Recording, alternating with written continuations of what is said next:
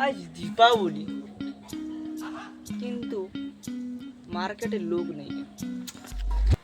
দীপাবলিতে লোক বোম মোমবাতি টোমবাতি কিনবে, কিন্তু এমনিতে দীপাবলিতে আমি কম মাল কিনছি, কিন্তু লোক আইসেনি কেন?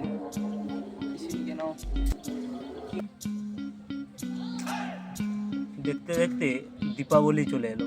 আজ দীপাবলি, কিন্তু পকেট তো পুরো গড়ের মাঠ। কাজ বাজ তো তেমন কিছুই নেই, কিন্তু আজকে তো আমাকে ওই ঝুরঝুরি, তারাবাতি, তারপর মোমবাতি সব তো আনতে হবে। কীভাবে আনবো? আমার পকেটে মাত্র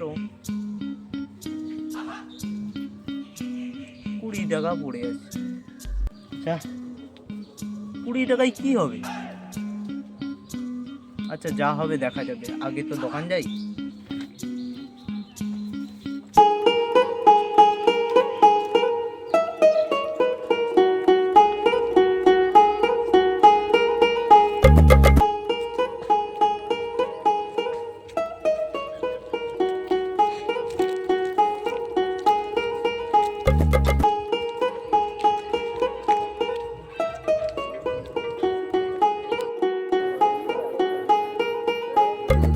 মহাদেবের দোকানতেই যাই।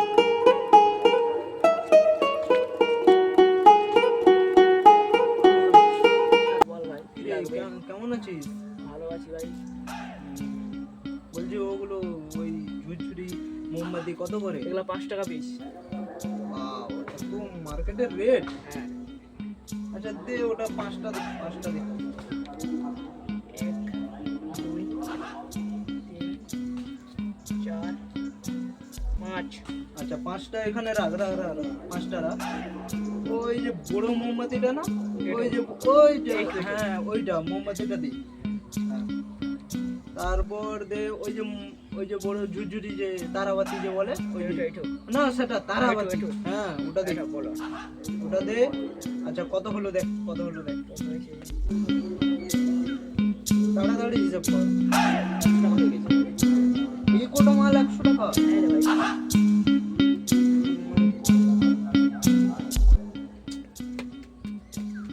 ঠিক আছে, তুই মাল আর পয়সা ছাড়। তুই এগুলো আগে দে, তুই এগুলো আগে ভরে দে, তারপরে ঠিক আছে, পুরো পয়সাটা বার কাছে সাকসেস করে।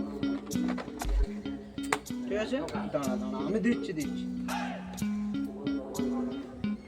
এই লে, এটা ধর এখন আরে market- 80 টাকা, আরো 80 টাকা বার কা তুই। আরে বাবা শুন, বল।